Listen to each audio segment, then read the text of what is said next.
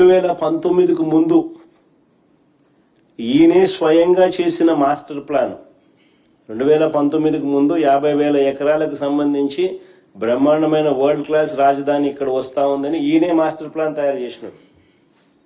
మనందరికీ ఊదరగొట్టి బాహుబలి సెట్టింగ్లన్నీ చూపించి మరి 2019కు ముందు ఈయనే స్వయంగా చేసిన మాస్టర్ ప్లాన్ ను సడన్ గా ఈయనే ఎందుకు మారుస్తున్నాడు?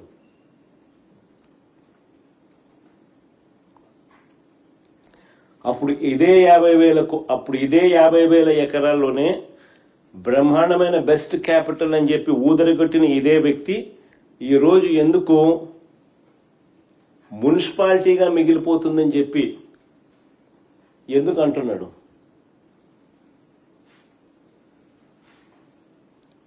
ఆ మాట అని ఇంకొక 50,000 ఎకరాలు కావాలంటున్నాడు. మరి ఇంతకు ముందు 50,000 ఎకరాలతోనే వరల్డ్ క్లాస్ సిటీ అని చెప్పిన వ్యక్తి ఈరోజు ఏమంటున్నాడు?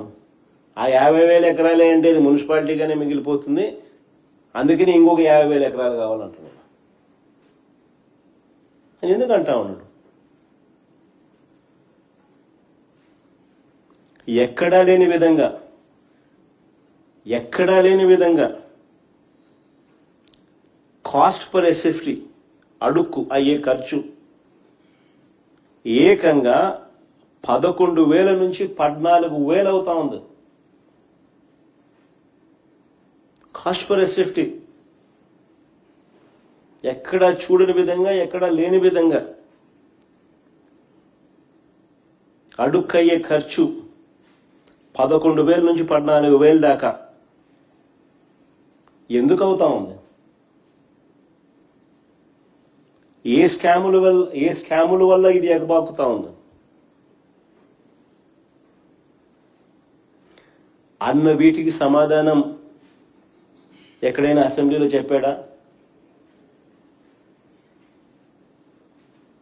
5:30 గంట అసెంబ్లీలో ఇటువంటి ప్రశ్నలకు ఏదైనా సమాధానం చెప్పాడా? ఆ 5:30 గంటల సమావేశం కేవలం జగన్ను, వైఎస్ఆర్ కాంగ్రెస్ పార్టీని దుమ్మెత్తిపోయడానికి, బూతులు తిట్టడానికి మాత్రమే వాడుకున్నారు.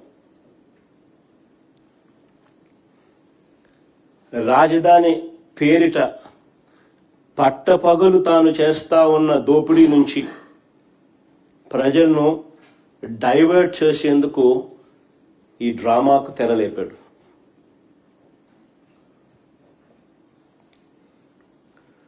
ఆశ్చర్యం ఏమిటో తెలుసా? ఓవైపున అసెంబ్లీ పిలుస్తాడు. ఇంతకుముందు నేను అన్నాను కదా, ఈ మనిషికి చిత్తశుద్ధి లేదు, నిజాయితీ అంతకన్నా లేదు అని చెప్పి. ఆశ్చర్యం ఏమిటి అని అంటే, ఓవైపు అసెంబ్లీని పిలుస్తాడు, ఇంకోవైపు అదే చట్టసభలో భాగమైన కౌన్సిల్ని పిలవడు.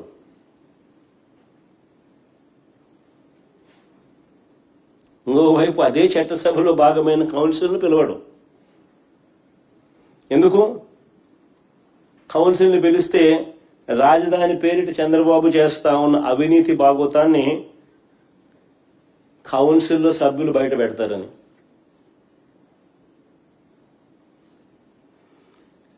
ఈయన బండారాన్ని అంతా కూడా వాళ్ళు కడిగి పాడేస్తారని.